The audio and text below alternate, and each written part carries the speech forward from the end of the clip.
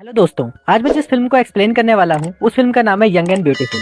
इस फिल्म की कहानी 17 साल की इजाबेल की है, जो पैसे कमाने के लिए अलग अलग लोगों के साथ गपागप करती है और उसे एक दिन अपने ही एक बूढ़े क्लाइंट के साथ प्यार हो जाता है। उसके बाद फिल्म में आगे क्या होता है ये जानने के लिए आपको इस वीडियो को पूरा देखना पड़ेगा। तो चलिए वीडियो को शुरू करते हैं। फिल्म की शुरुआत में हम इजाबेल नाम की एक लड़की को देखते हैं जो बीच पर संबात ले रही होती है। तभी उसका भाई विक्टर उसके पास आता है और उसको कहता है कि तुम्हारा बॉयफ्रेंड फिलिक्स तुम्हें ढूंढता हुआ घर तक आया था। इजाबेल विक्टर को बोलती है कि मॉम को फिलिक्स के बारे में पता नहीं चलना चाहिए, क्योंकि तब उसकी मॉम उससे बहुत सारे सवाल पूछेगी और वो इन सब सवालों के जवाब नहीं देना चाहती। दरअसल इजाबेल अपनी फैमिली के साथ यहाँ वेकेशंस पर आई थी और फिलिक्स भी अपने दोस्तों के साथ वेकेशंस पर आया था। फिर वो दोनों एक पार्टी में मिलते हैं और उन दोनों में प्यार हो जाता है। इसके बाद इजाबेल अपने घर पर आती है और अपनी मॉम से मिलती है। इजाबेल की मॉम को फिलिक्स के बारे में पता चल चुका था, इसलिए वो इजाबेल को बोलती है कि तुम आज रात को फिलिक्स को डिनर पर बुला लो। पर इजाबेल अपनी मॉम को मना कर देती है और बोलती है कि फिलिक्स बहुत ही ज्यादा शर्माता है और वो हमारी फैमिली में घुल मिल भी नहीं पाएगा, क्योंकि फिलिक्स एक जर्मन होता है और इजाबेल एक फ्रेंच होती है। इसलिए इजाबेल फिलिक्स को अपनी फैमिली से मिलवाना नहीं चाहती थी। अगले दिन बीच पर इजाबेल फिलिक्स से मिलती है और फिलिक्स इजाबेल को उसके साथ आज रात घूमने के लिए इन्वाइट करता है और इजाबेल भी उसे साथ चलने के लिए हाँ बोल देती है।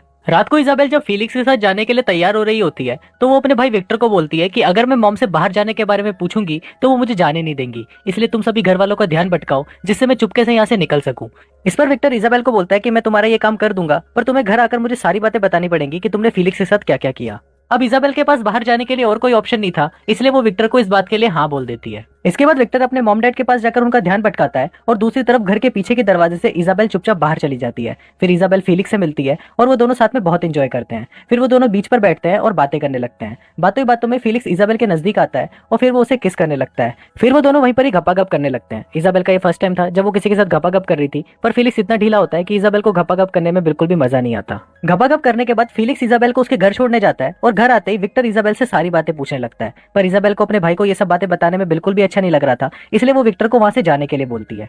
अगले दिन इजाबेल का बर्थडे होता है और सारे घर वाले उसका बर्थडे सेलिब्रेट करते हैं, पर इजाबेल अपने बॉयफ्रेंड फिलिक्स को वहां पर नहीं बुलाती। इजाबेल अब 17 साल की हो चुकी है और उसके मॉम और डैड का डिवोर्स हो चुका है। इजाबेल की मॉम ने एक दूसरे आदमी के साथ शादी कर ली है और इजाबेल और उसका भाई अपनी मॉम के साथ ही रहते हैं। इजाबेल हर गर्मियों की छुट्टियों में अपने डैड से मिले उनके घर पर आती है और पूरी गर्मी की छुट्टियां वो वहीं पर ही स्पेंड करती है। इन छुट्टियों में इजाबेल काफी बोर हो गई थी, इसलिए उसने फिलिक्स को टाइम पास करने के लिए अपना बॉयफ्रेंड बना लिया था। कुछ दिनों बाद इजाबेल की छुट्टियां खत्म हो जाती है और वो अपना सामान पैक करके वापस अपने शहर की तरफ जाने लगती है। घर जाते वक्त इजाबेल रास्ते में फिलिक्स को देखती है, पर वो फिलिक्स को देखते ही इग्नोर कर देती है। अब कुछ महीने बीत जाते हैं और हमें ऑटम का समय दिखाया जाता है। यहाँ पर हम इजाबेल को देखते हैं जो तैयार होकर एक होटल में जा रही होती है। दरअसल इजाबेल ने पैसों के बदले लोगों के साथ सोने का काम शुरू कर दिया था। फिर इजाबेल एक होटल के कमरे के अंदर जाती है और वहां पर वो एक बूढ़े आदमी को बैठे हुए देखती है जिसका नाम जॉर्ज होता है।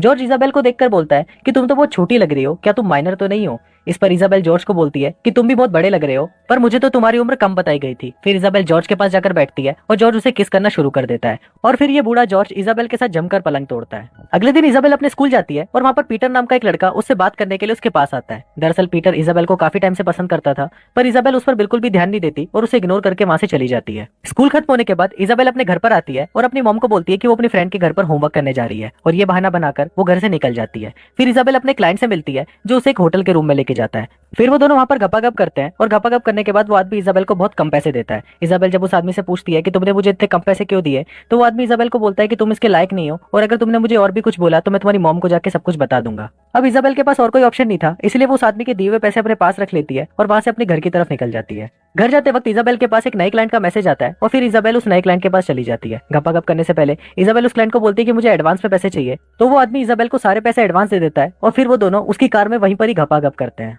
फिर शाम को जब इजाबेल अपने कमरे में बैठी होती है तो उसकी मॉम उसके पास आती है और उससे पूछती है कि क्या तुम हमारे साथ मूवी देखने चलोगी, पर इजाबेल उनको मना कर देती है और बोलती है कि मुझे होमवर्क करना है। फिर इजाबेल की मॉम उसे बोलती है कि तुम्हारी उम्र की लड़कियों को घर पर नहीं बैठना चाहिए बल्कि उन्हें बाहर जाकर पार्टी करनी चाहिए। अपनी मॉम की बातें सुनकर इजाबेल मान जाती है और उनके साथ मूवी देखने के लिए चली जाती है।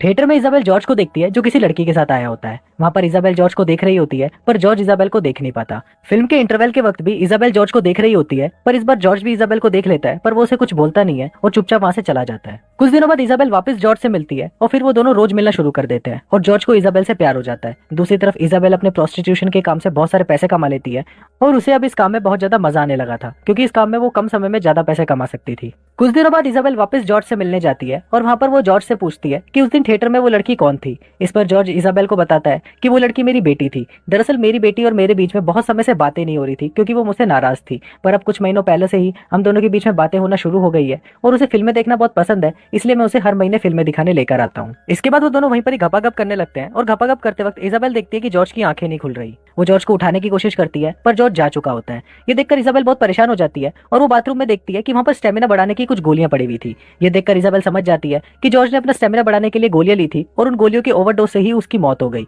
अब इजाबेल ये सब देखकर काफी डर जाती है और वो अपने कपड़े पहनकर वहां से भाग जाती है। कुछ दिनों बाद दो पुलिस ऑफिसर इजाबेल की मॉम के पास आते हैं और वो उसको बताते हैं कि हम एक इन्वेस्टिगेशन कर रहे हैं जिस पर हमें इजाबेल के ऊपर भी शक है। ये सुनकर इजाबेल की मॉम शॉक्ड हो जाती है और वो उन दोनों को बोलती है कि इजाबेल ने कुछ भी नहीं किया और इजाबेल तो कभी भी घर से बाहर नहीं जाती। इस पर वो पुलिस अफसर इजाबेल की मॉम को कुछ फोटोज दिखाते हैं और उसको बताते हैं कि इजाबेल बहुत टाइम से पैसों के बदले लोगों के साथ सोने का काम कर रही थी। वो पुलिस ऑफिसर ये भी बताते हैं कि इजाबेल अभी 17 साल की है, इसलिए उसे कोई भी सजा नहीं होगी, बस उसे गवाही देने के लिए पुलिस स्टेशन आना होगा। शाम को इजाबेल जब अपने घर पर आती है तो उसकी मॉम उसे पूछती है कि तुम ये कुआं खुदवाने का काम कब से कर रही हो। इस पर इजाबेल अपनी मॉम को कोई जवाब नहीं देती तो उसकी मॉम उसे बहुत मारती है। इजाबेल इतनी मार खाने के बाद भी अपनी मॉम को कुछ भी नहीं बताती और चुपचाप वहां पर बैठी रहती है। अगले दिन इजाबेल गवाही देने के लिए पुलिस स्टेशन जाती है तो वहां पर पुलिस अफसर उससे पूछती है कि तुमने ये काम कब से शुरू किया। इस पर इजाबेल उन्हें बताती है कि एक दिन वो स्कूल से घर पर आ रही थी तो रास्ते में उसके पास एक आदमी आया और उसने उससे पूछा कि क्या तुम मेरे साथ पैसों के बदले घपाघप कर सकती हो। इस पर इजाबेल उस आदमी को मना कर देती है और उस आदमी को वहां से जाने के लिए बोलती है। जाने से पहले वो आदमी इजाबेल को अपना कार्ड दे देता है और बोलता है कि अगर तुम्हारा मन बदल जाए तो तुम मुझे कॉल कर लेना। इसके बाद इजाबेल अपने घर आती है और वो अपनी फैमिली के साथ एक मूवी देखती है जिसके अंदर एक लड़की पैसों के बदले लोगों के साथ सोती है और उसे इसके बदले बहुत सारे पैसे मिलते हैं। ये देखकर इजाबेल भी सोचती है कि अगर वो भी ये काम करेगी तो उसे कम समय में बहुत सारे पैसे मिल जाएंगे और तब से ही इजाबेल ने ये काम शुरू कर दिया था।